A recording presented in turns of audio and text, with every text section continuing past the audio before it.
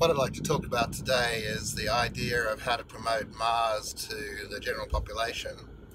One of the thoughts I had was to have what you may call Mars in a bottle. So if I can try and recreate the Martian environment, both in terms of the soil types and the difficulty in growing things in the Martian soil, and also then atmosphere wise, and just see if people can sort of warm to trying to experiment with growing things on Mars. So perhaps you'd have a pre-packaged Martian soil and a pre-packaged Martian atmosphere, and then people could introduce that into their sealed environment, trying to find something that will do well or anything at all on Mars. So even if I got 500 of those out into the community, into the world community, maybe that would startle people into actually thinking more about Mars. Because I look back at all the different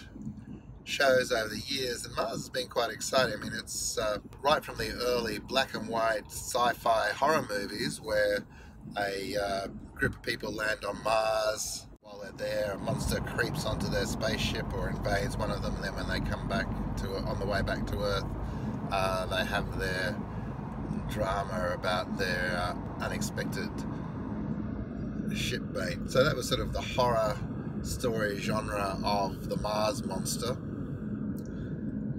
Then you went to Mars as just a workplace. So in some of the movies, it's used as if you like, a surrogate for the Wild West.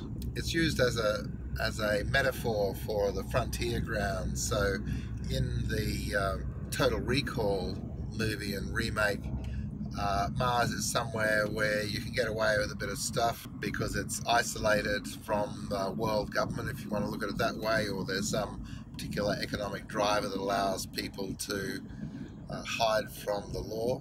And then the other approach is just a place. So for example, in the Cowboy Bebop anime series, Mars is just one of the places they go to. So there's lots of depictions of life living on Mars, and I suppose the early astronomers, one of the reasons they sort of came up with the idea of life on Mars was the changing appearance of the Mars surface, which we know now those gross changes aren't actually growing, but they thought it was a series of network canals across the surface of Mars, and as the greenery around these changed, that changed the appearance in the telescope. And who knows, maybe someday that will be the view of Mars from Earth, a fertile planet. So I just came up with the idea of Mars in a bottle, and we'll think more about that and see what we can come up with. Probably best to have a sort of an open source design approach. I think it'd be a good thing to do, engage as many people as possible, because I don't know a lot about Mars. I know a bit from my general reading and just from my biological sciences background. I can think of a few angles on it, but I'm sure we can get a lot more going if we have it as an open source sort of community.